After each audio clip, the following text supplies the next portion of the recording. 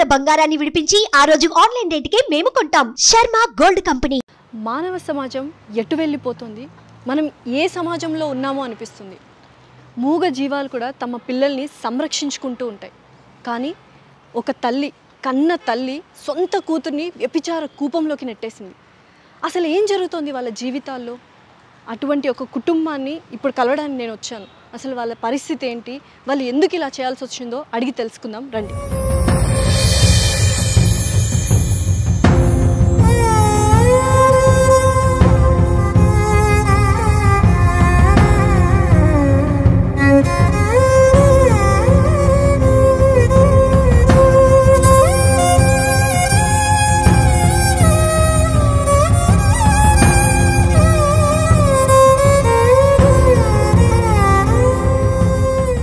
నమస్కారం అమ్మ.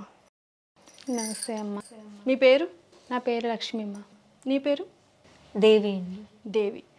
సో నిజంగానే నాకు ఒక ఇన్ఫర్మేషన్ తెలిసింది మీ గురించి. అది నిజమా అబద్ధమా అన్న కన్ఫ్యూజన్లో వచ్చాను. అసలు ఏం జరుగుతుంది మీ జీవితాల్లో అని.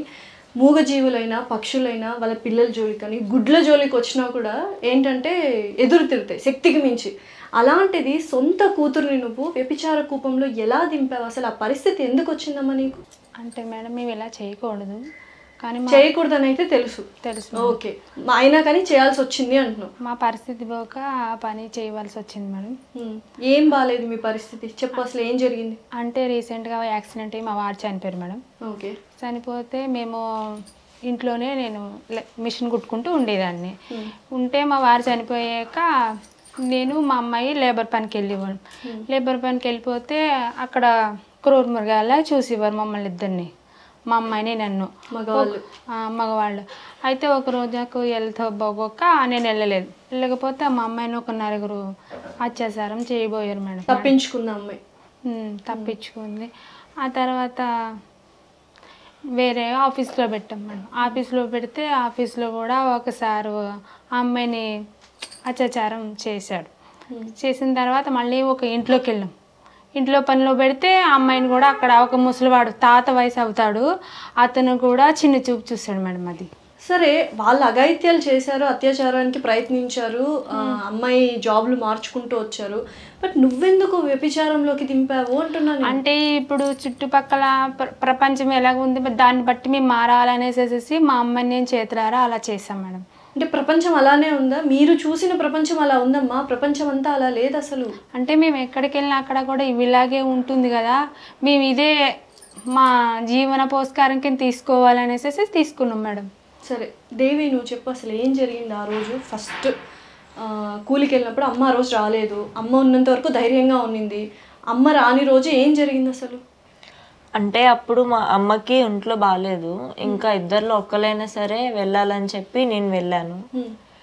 ఇంకా వెళ్ళిన తర్వాత అప్పుడు లంచ్ టైం ఉంటుంది కదా, అప్పుడు లంచ్ టైంలోనే ఒక దగ్గర కూర్చొని తింటున్నాము అందరం.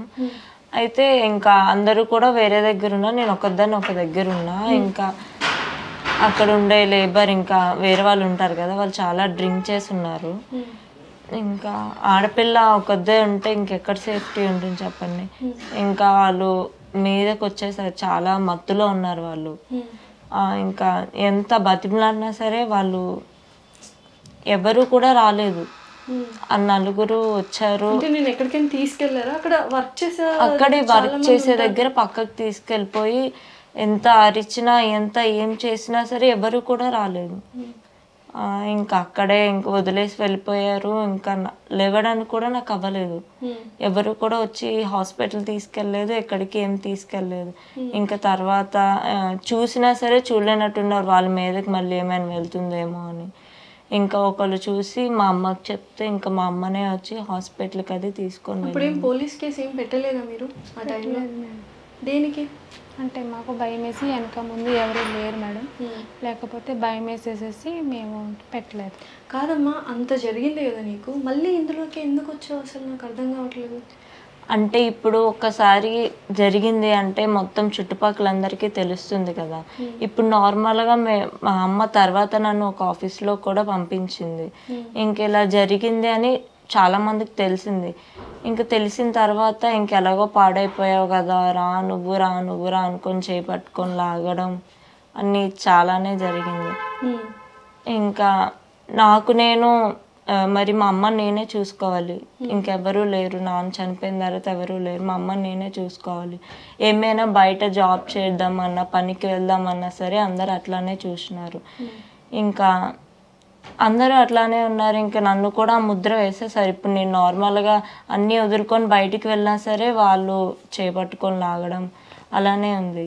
అందుకోసమని ఇంకా మరి ఇదే నా జాబ్, ఇంకా ఇదే నా వృత్తి అనుకొని ఇంకా నేను అంటే సమాజం అలా ఉందని చెప్పి మీరు కూడా అటువంటి సమాజంలోకి వెళ్తే మీకు కొంచెం తినడానికి తిండి దొరుకుతున్న ఉద్దేశంలో సరే మా దేవి అంటే తను పడింది, అత్యాచారానికి గురైంది. మీరు ఎప్పుడైనా ఈ వృత్తిలోకి వచ్చారా మీరు? లేదు మేడం. మరి ఎంత బాధగా ఉంటుందో తెలుసా మీకు? లేదు మేడం, కానీ తప్పని తెలీదు కదా. మరి తప్పని పరిస్థితిలో కూలో నాలో చేసుకుని ఎలాగో టైలరింగ్ షాప్ చేస్తున్నాం, అందులో వస్తాయి కదా డబ్బులు, సరిపోవట్లేదు. అది సరిపోవట్లేదని లేబర్ పనికి వెళ్ళాం మేడం. లేబర్ పనికి వెళ్ళిన కాడ ఇలాగే చూసేవారు మమ్మల్ని. చూస్తుంటే ఇంక ఇదే వృత్తి తీసుకుందాం అనేసి తీసుకున్నాం మేడం. మరి ఎట్లా తీసుకున్నారు అసలు? ఏం జరుగుతుంది ఇప్పుడు? ఎలా ఉంది తన డైలీ లైఫ్ రొటీన్ ఏంటో చెప్పు. డైలీ రొటీన్ అంటే మరి మేడం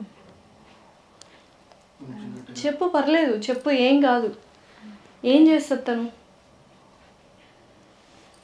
చెప్పడానికి కూడా నీకు ఇష్టం లేదు. అలాంటిది ఆ అమ్మాయి ఆ పని చేస్తోందంటే ఆ అమ్మాయి ఎంత నరకయాతన అనుభవిస్తుంటుంది. లక్ష్మమ్మ చెప్పు నువ్వే. ఆ అమ్మాయి తెస్తేనే కానీ మా ఇంట్లో పోషకారం మెంతులు లేదా తినడానికి తిండి కూడా ఉండదు మేడం మాకు. అందుకనేసి ఇంకా అమ్మాయిని ఆ వృత్తిలోకి దింపాను. కాదమ్మా, అలా వృత్తిలోకి వెళ్ళినప్పుడు వస్తుంటారు మగవాళ్ళు, వాళ్ళు కూడా చాలా టార్చర్ చేస్తారు అని చాలా సందర్భాల్లో మనం చూసాము. అలా ఏమైనా జరుగుతున్నాయా నీతో? జరుగుతాయి మేడం, మరి ఇంకా తప్పదు కదా. అంటే ఏం చేయాలనుకుంటున్నారు? అంటే ఇదే వృత్తిని కంటిన్యూ చేసి ఇలా ఉండాలనుకుంటున్నారా? అంటే తల్లివి కదా, కూతురు చదువుకోవాలనో లేకపోతే ఇంకేదైనా మంచి పొజిషన్లో ఉండాలనో, పెళ్లి చేయాలి, దాన్ని ఒక ఇంటి దాన్ని చేయాలి, ఇలా ఏమైనా లాంగ్ రన్లో ఏమైనా ఆలోచిస్తే ఇప్పుడు ఈ అమ్మాయి జీవితం ఇట్లా చేసావు, నెక్స్ట్ ఏంటి? నువ్వు ఏం చేయాలనుకుంటున్నావు నెక్స్ట్ అమ్మాయి గురించి? ఇంకేం ఆలోచించలేదు మేడం. ఈ అమ్మాయిని అయితే ఫస్ట్ అనుకున్నా బాగా చదివించి జాబ్ చేస్తే నా కూతురు చూడాలని అనుకున్నా. కానీ మధ్యలో ఇలా జరిగింది గురించి ఇంకే నిర్ణయం తీసుకున్నాం మేడం. మరి మీ ఆయన ఎలా చనిపోయారు అసలు? యాక్సిడెంట్ అయ్యి చనిపోయారు మేడం. యాక్సిడెంట్లో చనిపోయారు. సో అప్పటిదాకా ముందుకునే సెక్యూరిటీ అట్లా ఏం లేదా మీకు అసలు? ఏం లేదు. ఫైనాన్షియల్గా సపోర్ట్ లేదు? మీ బంధువులు లేకపోతే మీ ఇంటి తరపు వాళ్ళంతా ఎవరు లేరా అసలు? ఎవరు లేరు మేడం. ఎవరు ఉన్నా కూడా మమ్మల్ని పట్టించుకోరు. అలా అయినప్పుడు వాళ్ళ మావయ్యనో ఎవరో ఉంటారు కదా మగవాళ్ళు, మీకు తెలిసిన బంధువులు, మీ అన్నయ్యో లేకపోతే వాళ్ళ తరపు బంధువులు, అలా ఎవరు వచ్చి ఏమి ఖండించలేదా? ఎవరు చెప్పలేదు మేడం. మీరు వెళ్ళి చెప్పారా అట్లీస్ట్ ఇట్లా జరిగింది, మాకు అన్యాయం జరిగింది అని? చెప్పలేదు మేడం. మరి చెప్పకుండా అలాంటి ఇప్పుడు మీ బంధువులకు తెలుసా ఆ అమ్మాయి అలా చేస్తుందని? తెలియదు మేడం. ఏంటంటే తెలిస్తే మాకు చిన్న చూపు చూస్తారు కదా మేడం, అందుకే నేను ఎవరితోనే చెప్పలేదు. ఇది వరకు అయితే మా ఇద్దరికే తెలుసు, అంతే మేడం. సో ఇంకెవరికీ తెలియదు. ఇప్పుడు నా దాకా వచ్చిందంటే ఎంతమందికి తెలిసిందో తెలుసా నీకు ఆ విషయం? తెలియదు మేడం. మరి ఇప్పుడు ఆ అమ్మాయి జీవితం ఏం చేస్తావు నువ్వు అని అడుగుతున్నా నేను. ఏం చేయాలనుకుంటున్నావు నువ్వు నెక్స్ట్ అమ్మాయి గురించి? దేవి నువ్వు చెప్పు, నేను అసలు నువ్వు ఏం చేయాలనుకున్నావు? నీకు ఇది ఇష్టమా, ఈ వృత్తి ఇష్టమా? ఎవరు కూడా దీన్ని ఇష్టపడరు కదా మేడం. కరెక్ట్, నిజమే, ఎవరు ఇష్టపడరు. పొట్టకూటి కోసం చేస్తున్నావు, కరెక్టే. ఎన్ని రోజులు అమ్మాయి ఇలాగా? ఇంకా వేరే పనే లేదా? కూలి పని ఒక దగ్గర అలా జరిగింది కరెక్టే, ఇంకొక దగ్గర అలా జరిగింది కరెక్టే, అలా అని నువ్వు అలా అయిపోతావా? ఆ తర్వాత ఒక ఇంట్లో పనిలో కూడా మా అమ్మ అక్కడ తీసుకెళ్ళి పని జాయిన్ చేసింది మేడం. అక్కడ కూడా ఒక ముసలాయన, ఆ ముసలాయన కూడా చాలా అసలు బ్యాడ్గా బిహేవ్ చేయడం. వాళ్ళ ఇంట్లో ఆడవాళ్ళు లేరా? వాళ్ళందరూ జాబ్కి వెళ్ళిపోతారు మేడం. అంటే ఇంకా నేను జస్ట్ అక్కడ క్లీన్ చేసి ఆయన చూసుకోవడం వరకే నాది వర్క్ అన్నమాట. సో వాళ్ళు ఎవరు లేనప్పుడు ఒకసారి అట్లా ఆయన కూడా కొంచెం బ్యాడ్గా అదే బిహేవ్ చేయడం జరిగింది. ఇంకా ఎక్కడికి వెళ్ళినా సరే ఇలానే ఉంది మేడం సమాజం. ఇప్పుడు ఇది కాదని నేను బయటికి వెళ్ళినా సరే ఇంకా నన్ను అలానే చూస్తారు. నువ్వు ఇంకా ఇది చేస్తుంటే ఇంక ఇలానే చూస్తారు కదా. నేను వదిలేసినా సరే ఇట్లానే గౌరవంగా బతకాలని లేదా? ఉంది మేడం. మరి ఎందుకు ఇంకా ఏం చేయాలనుకున్నావు అసలు? ఏం చదువుకోవాలనుకున్నావు? నేనైతే మంచిగా చదువుకొని జాబ్ చేసుకొని అమ్మని మంచిగా చూసుకుందాం అనుకున్నాను మేడం. మరి ఇంకా అలా జరిగిన తర్వాత నేను నార్మల్గా బయటకు వెళ్ళినా సరే ఇంకా మచ్చ పడిన తర్వాత ఇంకా మచ్చ అలా కనిపిస్తూనే ఉంటుంది కదా మేడం. నువ్వు నీ గురించి చెప్పమ్మా. నువ్వు తనని అలా పంపించి మనశ్శాంతిగా ఎలా ఉంటున్నావు, ఎలా తింటున్నావు, నాకు అసలు నిజంగా అర్థం కావట్లేదు లక్ష్మమ్మ. నీ గురించి తలుచుకుంటుంటే నిజంగా ఓకే, పొట్టకూటి కోసము తల్లి కూతురు ఇద్దరు ఆ వృత్తిలో తనని నెట్టేసావు, అయిపోయింది. తర్వాత ఏంటి అసలు తినాలి, తిండి ఎలా ఎక్కుతుంది అమ్మాయి అలాంటి పనులకి నువ్వు పంపించిన తర్వాత నువ్వు ఎలా ఉంటున్నావు అసలు? అమ్మాయి అన్ని బాధలు చెప్తుంది, కొన్ని నీకు చెప్పుకోనివి కూడా అమ్మాయి ఇప్పుడు నాతో నేను అడుగుతున్నా కాబట్టి నువ్వు పక్కనున్నావు కాబట్టి చెప్తోంది. అసలు అన్ని బాధలు పడుతుంది, నీకు తెలియలేదా అమ్మాయి ఒంటి మీద దెబ్బలు కానీ? నువ్వు చూడలేదా ఎప్పుడు? చూసా మేడం. చూసి అడిగావా అసలు ఏమైందమ్మా ఎందుకు ఇట్లా అని? అడిగా మేడం, అడిగితే ఇలా పరిస్థితి అని చెప్పింది మేడం. డబ్బులు కూడా వాడుకొని డబ్బులు కూడా ఇవ్వట్లేదు, కొడుతున్నారు, తిడుతున్నారు అమ్మాయిని. అసలు నీకు కన్న తల్లి తిండి ఎలా సహిస్తుందమ్మా?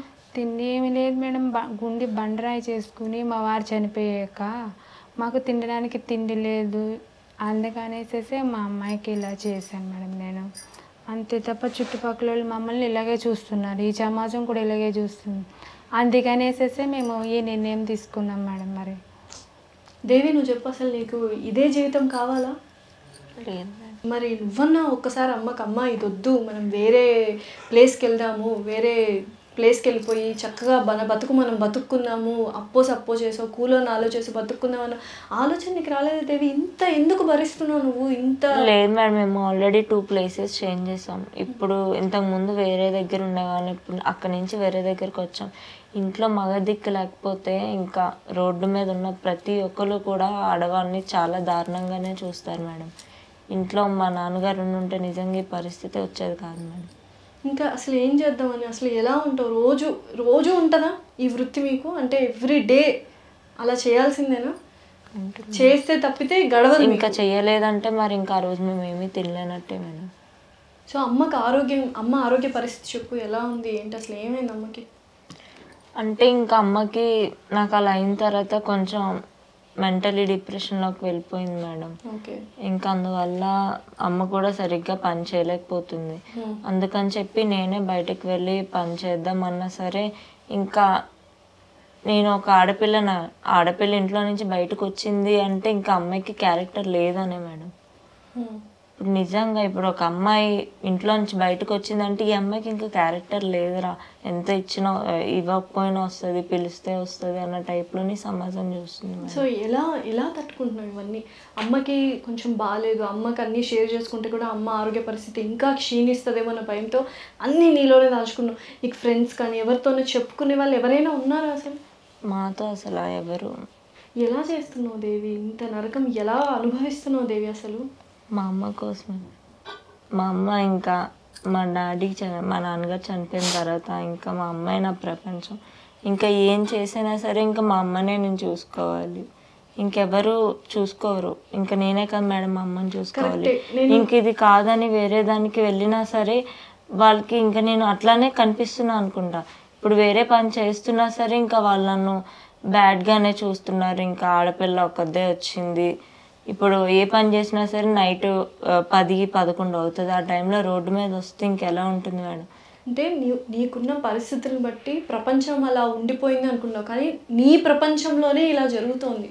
అవును, నువ్వు దాన్ని మార్చాలి, మార్పు నువ్వే తీసుకురావాలి నీ లైఫ్లో, తెలుసా అమ్మ? అర్థమవుతుందా? అసలు నీ కోసమే నువ్వు ఇందాకన్నా అమ్మ కోసమే అంటున్నావు కదా దేవి. అమ్మది సగం జీవితం అయిపోయింది, అమ్మ అన్నీ చూసేసింది, బాల్యం చూసింది, ఇటువంటి బాధలు ఏం చూడలేదు, యవ్వనం చూసింది, పెళ్ళి చూసింది, భర్త ప్రేమ చూసింది, కూతురు మదర్హుడ్ చూసింది, అన్నీ అయిపోయాయి అమ్మకి. అమ్మకి మిగిలిందల్లా నువ్వు సంతోషంగా ఉండాలన్న ఒక కోరిక ఉంది, కానీ తన మెంటల్ పరిస్థితి బాగాలేదు కాబట్టి తనకు తెలియకుండానే నిన్ను అందులోకి లాగేసింది. నీ జీవితం ఏంటి అసలు? నువ్వు ఏం చూసావని? ఏమో మేడం, నాకైతే మా అమ్మని హ్యాపీగా చూసుకోవాలి, మా అమ్మని మంచిగా చూసుకోవాలనే ఇలా చేస్తున్నా మేడం. పిచ్చి తల్లి, అమ్మ బాగానే ఉంటుంది, నీ లైఫ్ వెరీ ఇంపార్టెంట్ దేవి. ఏ పని చేసి మా అమ్మని చూసుకోలేదు కదా మేడం. సరే దేవి, నువ్వు చెప్పు, నువ్వు ఏం చేయాలనుకుంటున్నావు చెప్పు దేవి. అసలు నేను చూసుకుంటాను, ఏం చేస్తావు? చదువుకుంటావా? ఈ ప్లేస్ వద్దు, అసలు తెలియని చోటుకి వెళ్ళి గౌరవంగా బతకాలని ఉందా లేదా నీకు దేవి? అసలు నాకు డబ్బులు వద్దు, ఏమొద్దు మేడం. మా అమ్మ హెల్త్ మంచిగా ఉండి మా అమ్మని చూసుకుంటే చాలు. ఇంకెక్కడికి వెళ్ళినా నా కాల్ మీద నేను నుంచి మా అమ్మని చూసుకుంటా మేడం. మా అమ్మ హెల్త్ మంచిగా ఉంటే చాలు.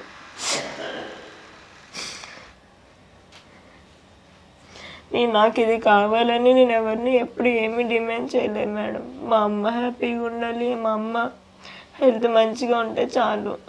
ఇంకా నేను ఇవన్నీ వదులుకొని ఏదో ఒక పని చేసుకుందామన్నా సరే అవుతలేదు మేడం. ఇక్కడికి వెళ్ళినా సరే అందరు ఇలానే చూస్తున్నారు. అసలు ప్రపంచము, సొసైటీ, ఇప్పుడు దేవి పరిస్థితి చూసారు కదా, నిజంగానే సొసైటీలో ఉన్న మనుషులు ఇలాంటి ఒక అమాయకురాల్ని ఎలా చేశారో చూసారా. ఆ అమ్మాయి యొక్క నరక యాతన కావచ్చు, ఆ అమ్మాయి బాధపడుతున్న బాధ కావచ్చు, వర్ణనాతీతం.